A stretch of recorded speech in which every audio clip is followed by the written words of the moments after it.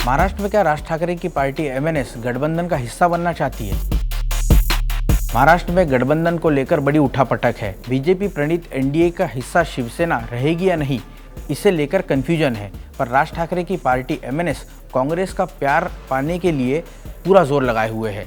कांग्रेस अध्यक्ष राहुल गांधी ने नरेंद्र मोदी को लेकर राफेल डील के मुद्दे पर जो तीखा हमला किया, उसके समर्थन में उसी तेवर के साथ एमएनएस के कार्यकर्ता नजर आए और ये सवाल पूछा कि क्या देश का चौकीदार चोर है। एनसीपी सुप्रीमो शरद पवार के रुख के ठीक उलट राहुल गांधी के मोदी विरोधी एजेंडे का समर्थन कर एमएनएस ने साफ संकेत दिए कि वो कांग्रेस गठबंधन का हिस्सा बनना चाहती है।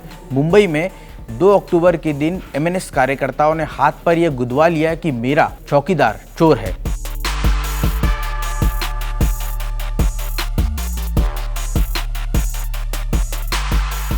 दरअसल ये बात किसी से छिपी नहीं है कि साल 2014 के लोकसभा चुनाव के वक्त नरेंद्र मोदी, जो बीजेपी से प्रधानमंत्री पद के उम्मीदवार थे, उन्हें राज ठाकरे ने बिना मांगे ही अपना समर्थन दे दिया। लेकिन एक साल के भीतर ही यानी 2015 के आखिर में ही लगता है राज ठाकरे का प्रधानमंत्री मोदी से मोहभंग हो गया। यही वजह है कि लगातार राज ठाकरे के फेसबुक पेज की जो पोस्ट है और जो वो कार्टून्स अपने फेसबुक पेज पर अपलोड करते हैं, उस पर अगर नज़र डालें तो अधिकतर कार्टून जो है वो प्रधानमंत्री मोदी और अमित शाह पर हमला करने वाले होते हैं। लेकिन इन फेसबुक पोस्ट में एक बात साफ देखने को मिलती है कि राज ठाकरे के मन में राहुल गांधी को लेकर सॉफ्ट कॉर्नर जो है वो दिखाई देता है।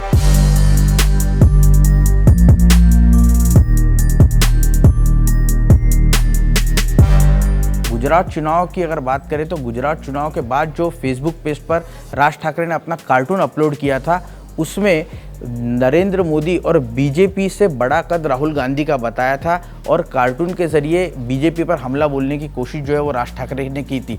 इतना ही नहीं तो गुड़ी पाड़वा, जो मराठी नववर्ष होता है, उसके मौके पर मुंबई के शिवाजी पार्क में राज ठाकरे ने जो सभा ली थी, उस वक्त भी राज ठाकरे ने नारा दिया था कि सभी जो विपक्षी पार्टी के नेता है उन्होंने एक मंच पर आने की ज़रूरत है और नरेंद्र मोदी का जो विजयी रथ है उसे 2019 पर रोकने की ज़रूरत है। लेकिन इसमें एक बात खास थी कि जो राज ठाकरे का रुख और हमला था और टारगेट था, वो प्रधानमंत्री मोदी और बीजेपी थे।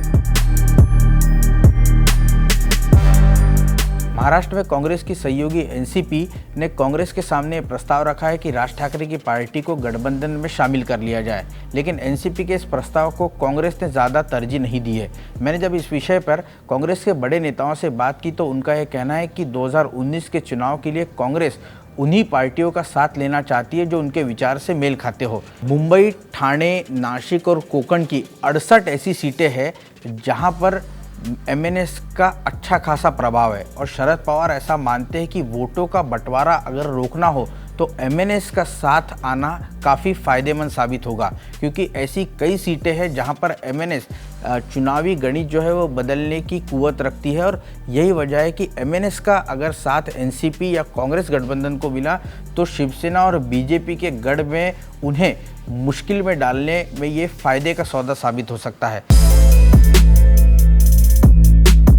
शरद पवार ये भी जानते हैं कि एनसीपी की स्थापना के बाद से ही मुंबई में एनसीपी की स्थिति मजबूत होनी चाहिए थी, उस तरह की स्थिति उनकी नहीं है। और एमएनएस की अगर बात की जाए तो मुंबई शहर में जो मुंबई की करीबन 32 सीटें हैं, वहाँ पर एमएनएस का अच्छा खासा प्रभाव है। हर पॉकेट में उनके अच्छे वोट है। इसलिए अगर एमएनएस साथ आती है तो निश्चित तौर पर इसका चुनावी जो गणित है उसमें फ़ायदा उठाया जा सकता है। कांग्रेस और एमएनएस का सीधे सीधे साथ आना तो थोड़ा मुश्किल है, क्योंकि एमएनएस के जिस तरह से उत्तर भारतीय विरोधी छवि रही है, ऐसे में सीधे तौर पर गठबंधन का हिस्सा बनाना कांग्रेस के लिए भी एमएनएस को साथ लेना मुश्किल भरा साबित हो सकता है राज्य की दूसरी सीटों पर। इसके अलावा महाराष्ट्र के बाहर भी गलत संकेत जा सकते हैं, ये कांग्रेस के मन में डर है।